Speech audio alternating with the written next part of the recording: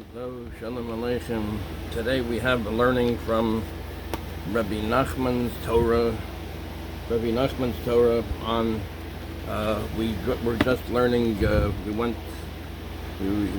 learned the sefer Devarim in the Torah. So let's see what we can learn from sefer Devarim. So anyway, here we go.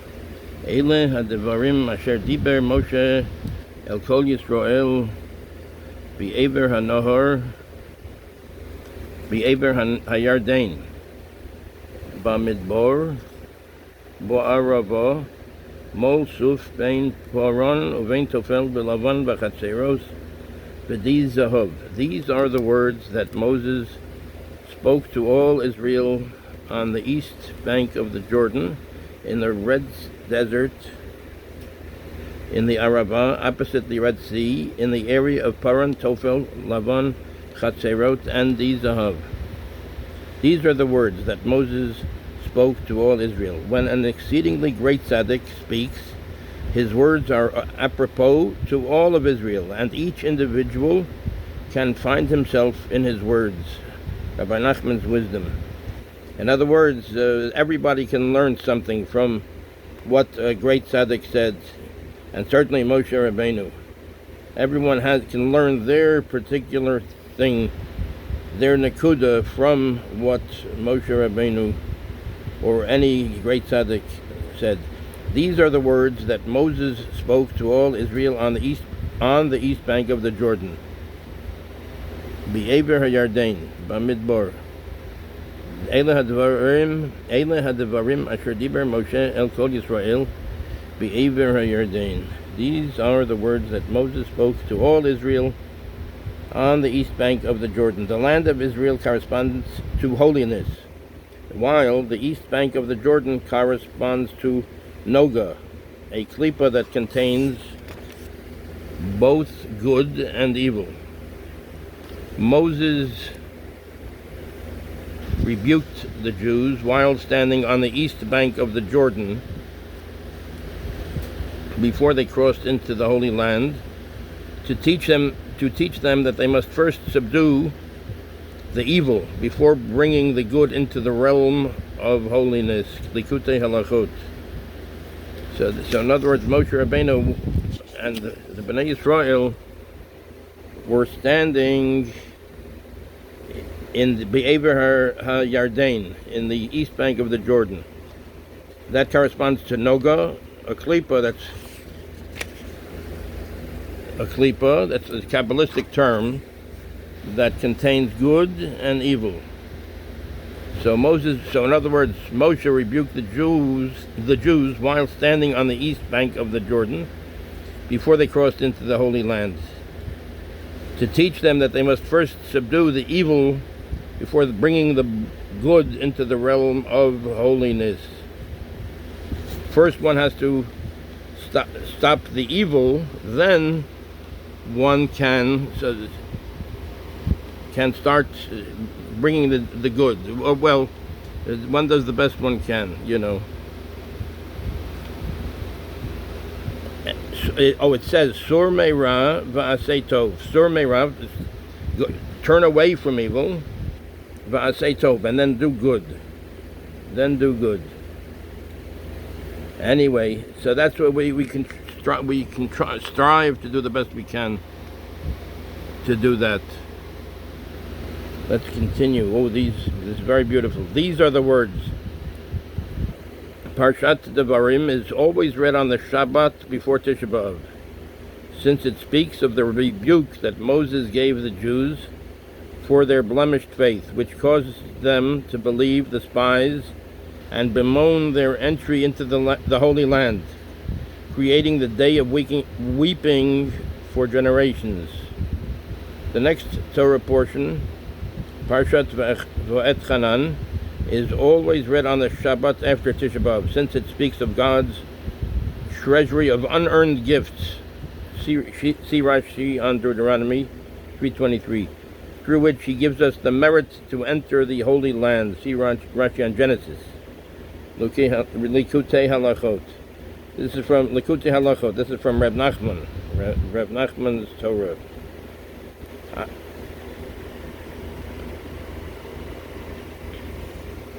Here we can read this. Here you see. But let's see other, in order to keep it to a reasonable length, let's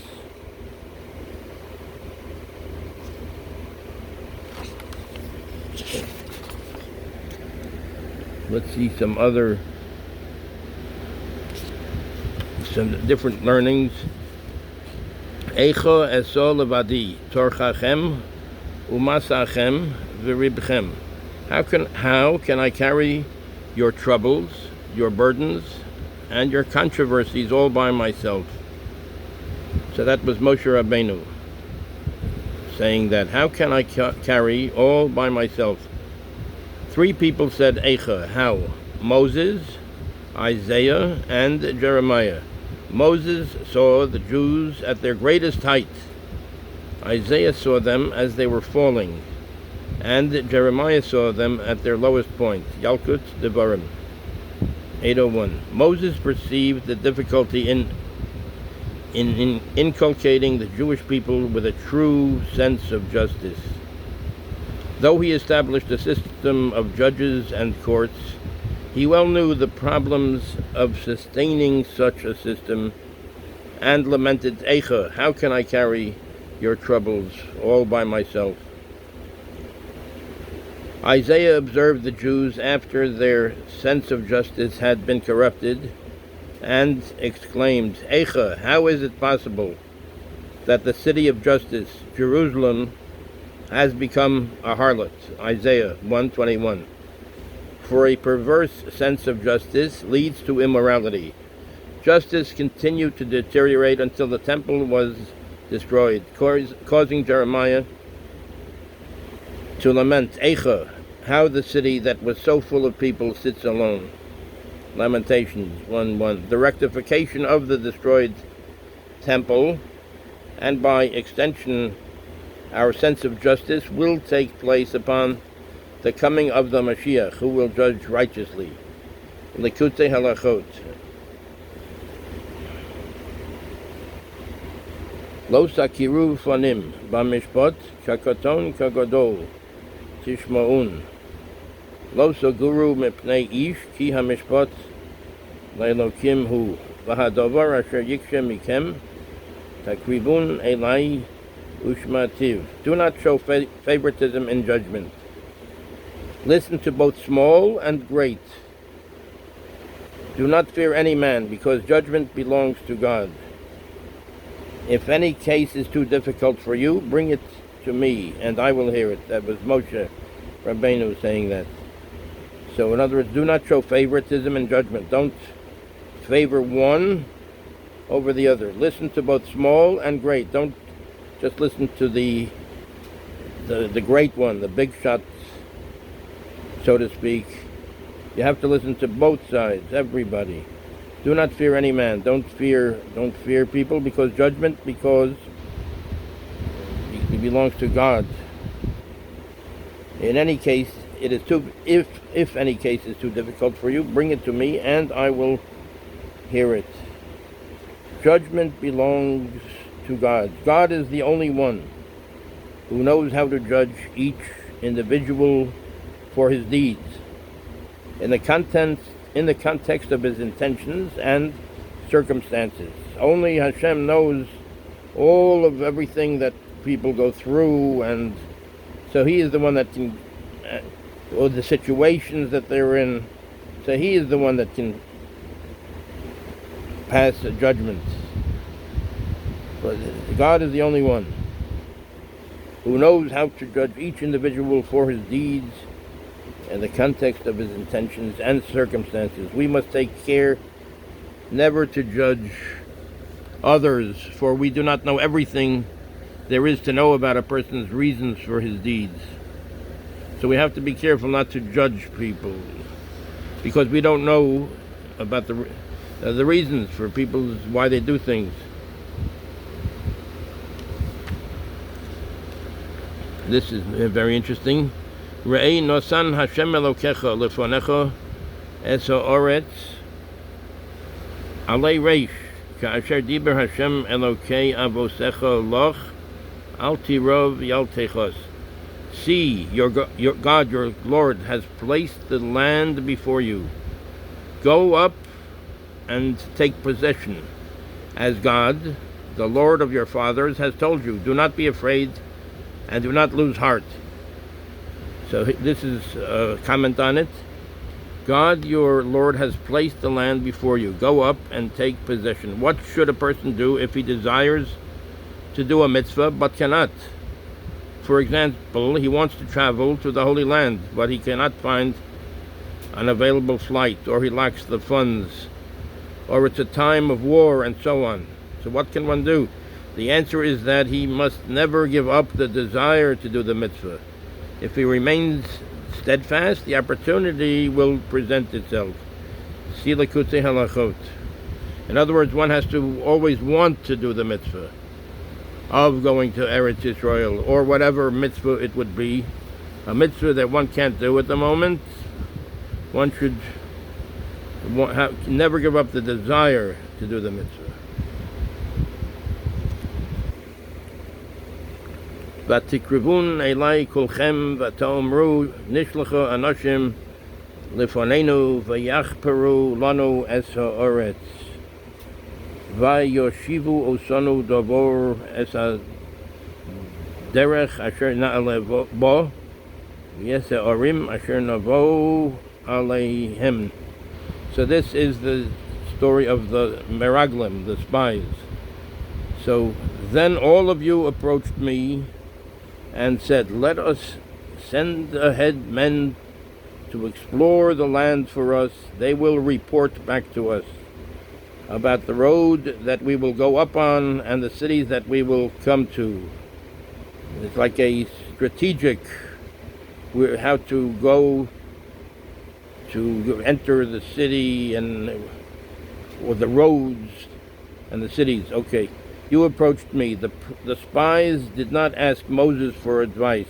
You approached me. They approached him. The spies did not ask Moses for advice. See Rashi on Deuteronomy 123. This was their principal error.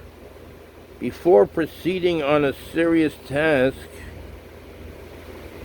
a person should always ask advice from many people. And asking advice of a tzaddik is considered the equivalent of asking many advisors. In other words, had they gone to Moshe and said, we have a question. What do you do? Do you think we should go and explore the cities to see? What is your advice? That's asking. That's the asking Moshe for advice. But they approached Moshe and they said, let us send ahead men to explore the land for us. In other words, they're telling him this is what they would like to do. And Moshe, being the leader, would say yes or no. But they should have done it like asking advice. They should have approached it. So asking advice of a tzaddik is considered the equivalent of asking many advisors.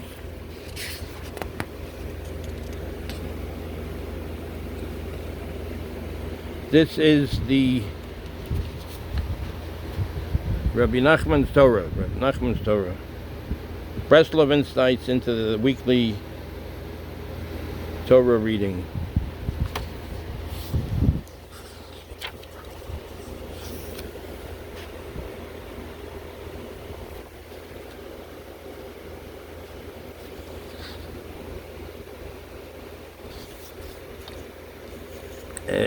Ebra nov era es haaretz hatovo asher be'ever hayarden hahor hatov hazeh v'halavonon. Please let me cross the Jordan and see the good land, this good mountain, and the Lebanon. Hahor hatov hazeh, this good mountain, v'halavonon, and the Lebanon. The good mountain refers to the temple. It is called good because there the Jews offer the sacrifices, which separate good from bad. Likutei halacha.